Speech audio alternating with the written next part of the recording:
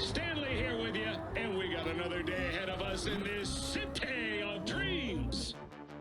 Cyberpunk 2077 patch 1.5 is here, bringing with it the promised next-gen native versions for the PlayStation 5 and Xbox Series consoles. This is effectively a soft relaunch of the game with a prominent position on the digital storefronts that we know doesn't come cheap, and a 5-hour free trial to show people that the game really has changed. But is it good now? In this video we'll take a look over what CD Projekt Red have done for us and how well it actually runs. All of it is captured at the most ridiculously high fidelity, so you can see it with your own eyes.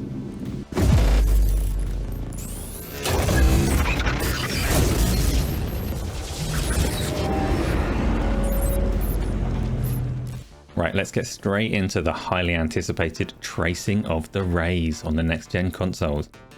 The PlayStation 5 and Series X versions of Cyberpunk can both be played in two presets now. One of them is named Ray Tracing, and it runs at 30 frames per second. You know what, before we look at the details, I'm going to say outright that you should never ever play the game in this mode. Look at this footage. If it gives you a headache, then I guess I apologize, but this is the ray tracing mode in motion. The motion blur and the temporal anti-aliasing in Cyberpunk come together to give this, frankly, awful presentation. And it doesn't just look bad, it feels bad to play, disproportionately bad next to the performance mode. It seems to add a lot more input lag than it should, and it makes the game feel heavy and unresponsive. I assume that this is down to the way that VSync is implemented, so games like Forza Horizon and Spider-Man offer 30 frames per second mode. Horizon Forbidden West does as well, and they keep the input lag to a minimum and use tailored motion blur to mask the stutter quite effectively.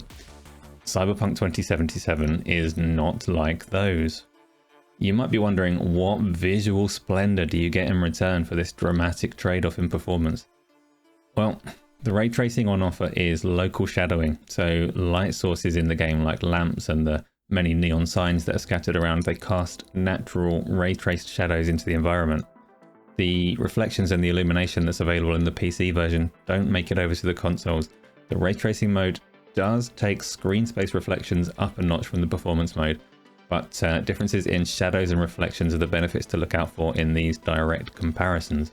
For me, when I make these comparisons between the modes, I can appreciate that the shadows cast in the ray tracing mode make a lot more sense than the baked shadows that you get when you take a moment to think about the positions of the light sources in the scene and whether those shadows actually make sense. So these ray traced shadows are definitely more accurate, there's no doubt about it. But when I'm actually playing the game rather than mentally calculating the lighting around the scene, the difference pretty much melts away. The baked shadows might not make perfect sense, but they capture the mood in the atmosphere just fine. And nothing about these still comparisons is compelling enough to tempt me to accept the blurry mess that you get when you actually move.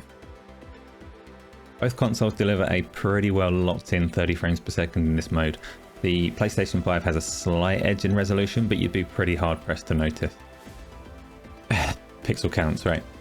Let's just talk about that real quick. In both modes, the consoles have dynamically scaling resolutions that actually cover a pretty wide range and fluctuate quite a lot.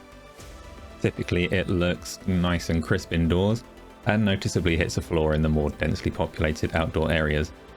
The game employs AMD's Fidelity FX Super Resolution to upscale the image to 4K, as well as temporal anti-aliasing that uses data from multiple frames to kind of clean up the lines. That means that pixel counting is really difficult, and that's the reason that you'll see reliable sources, really good quality reliable sources like Digital Foundry and VG Tech and Analysta to Bits. They offer up slightly different results on their pixel count. The most reliable way to get a good pixel count in games that build frames like this is to pick a frame immediately following a scene transition, because that's the most kind of raw frame that you can find, and then base the count on that scene and pray that nothing like BRS is throwing off the numbers. I pulled a few perfect frames to count, and as I started that process, I really couldn't escape how stupid the whole thing really is. Counting pixels in a frame that doesn't even represent the way that the game looks, probably just so console warriors can use the numbers as ammunition. Look, if you want to see the truth of the differences between the platforms, blow this video up on a big HDR screen that you play games on and just see it for yourself. Anyway, I digress. The important takeaway here is that the console ray tracing mode is bad, and we should never look upon it again.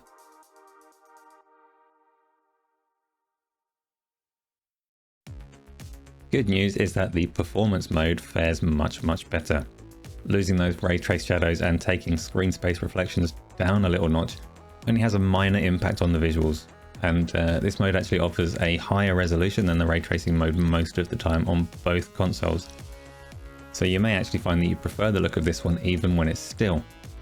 The differences between the two consoles are pretty negligible. There seems to be a consensus that the Xbox slightly edges the resolution more often than not.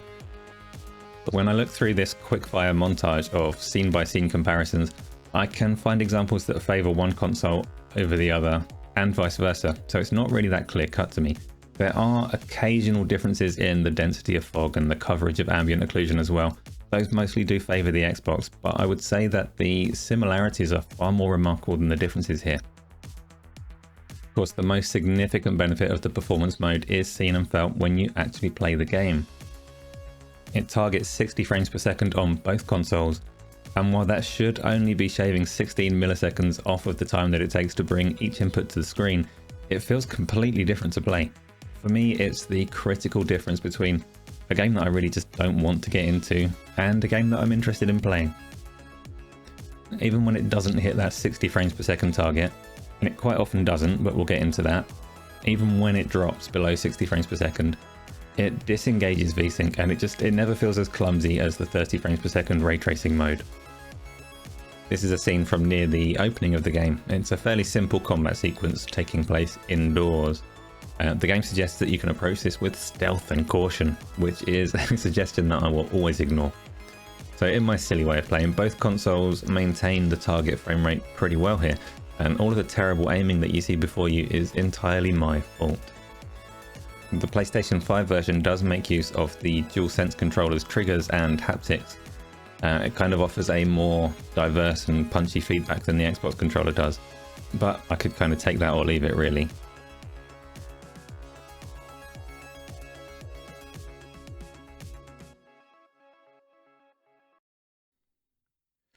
Now let's take a look outside, where you'll see both consoles fail to hold 60 frames per second. I should point out that I haven't gone in search of the game's biggest stress points or anything like that. What you're seeing here is just typical open world crime.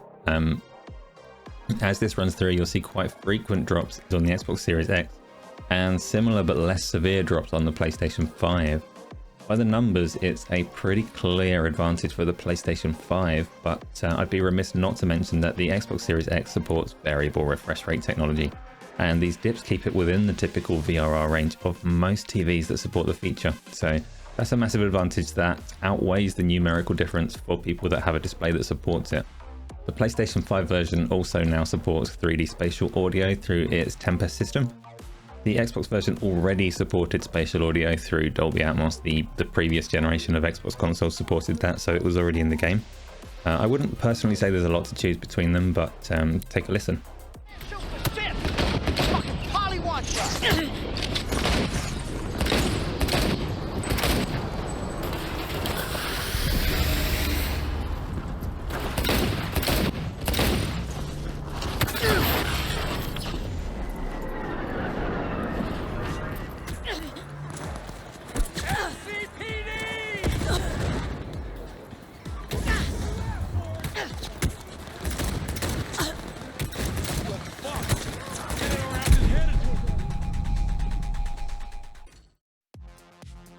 The PC version of the game is a whole different kettle of ray-traced fish.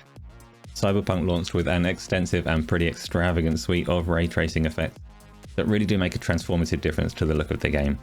Ray-traced reflections, illumination from light sources, and shadows from the sun were already included from day one, and now the local shadowing from these console versions has been added as well.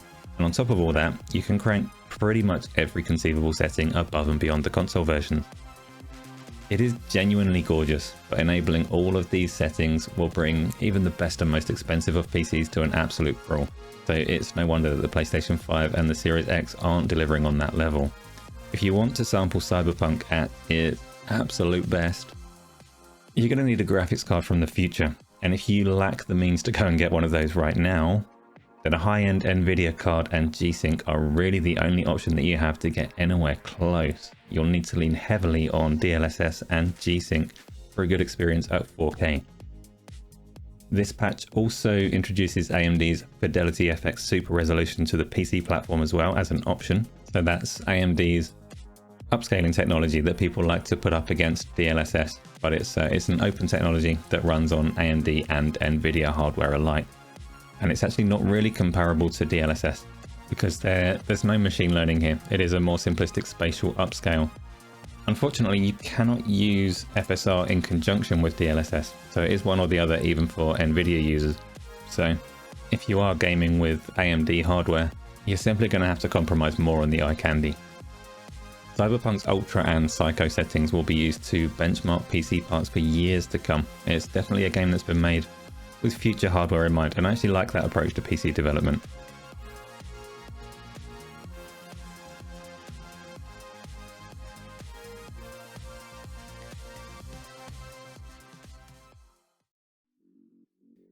Of course, we can't talk about the next gen patch and call it a next gen patch without at least briefly checking out the performance of the Xbox Series S. The little console pumps out a dynamic resolution, and in this case it's using FSR to upscale to 1440p, and the final output is fairly impressive. Unfortunately, the Series S version is locked at 30 frames per second, which means that it suffers from the heavy handling that I've already talked about elsewhere. CD Projekt Red have said publicly that they will look into increasing the frame rate on the Series S version, but I actually think they're better off looking at improving their delivery at 30 frames and applying those improvements across the board. Some people are always going to balk at 30 frames per second, but there is a lot of room for improvement here. Cyberpunk is not delivering that 30 frames as well as a lot of its contemporaries, so I would say that's more attainable than doubling their frame output.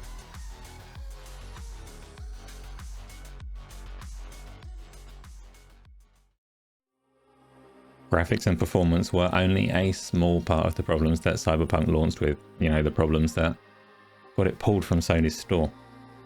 Any redemption story for this game has to address those bigger problems as well. Personally, when I played the game previously, I played it on the PC and it looked lovely, but it was rife with problems that you could not escape. NPCs stuck in awkward T-poses around every corner, sometimes literally embedded into the furnishings. There were missing textures with placeholder art. And most annoyingly for me, totally brain-dead pedestrian AI that seemed entirely oblivious to the player and the world around them. With patch 1.5, I wouldn't say that their work is complete, but I do think that CD Projekt Red have made massive strides forwards in all of those regards. I found no T-posing NPCs, and their behaviours and response to what's happening around them are pretty dramatically improved. So for example, if you aim a gun at a bystander or perform general acts of violence, then they'll react with either panic or aggression. And I'm kind of talking Grand Theft Auto 3 level stuff here. It's not revolutionary, but it makes a huge difference for the better. It's revolutionary as Cyberpunk goes. I'm not finding random pedestrians walking into me or getting stuck in broken looped animations, but there are still quite frequent cases where, for example, a background character will instantly transition from a particular pose into their new panic mode, particularly if they're midway through an interaction with the world. So if they're picking something up off of a table or, I don't know, sitting on a ledge, there's no smooth blend into their next action. They're just suddenly, instantly up and running. So there's still the occasional visual glitch in the game as well. This billboard is a consistent problem across all of the versions that I tested, and this is quite a prominent position in the game, so you will see this billboard if you play it. Still, there is definitely still work to be done, but my overall impression of the game has shifted significantly. First time around I got fed up with the problems and I stopped playing and didn't get very far. Now Cyberpunk 2077 is a game that I would like to sink some of my time into. What about you? If you've lasted through to the end of this video, then I can only really say that I'm grateful. In fact, even if you just skipped right to the end, thanks for being here. As always, comments, likes and shares help a bunch, so please give us some of that, and I'll catch you on the next Technalysis.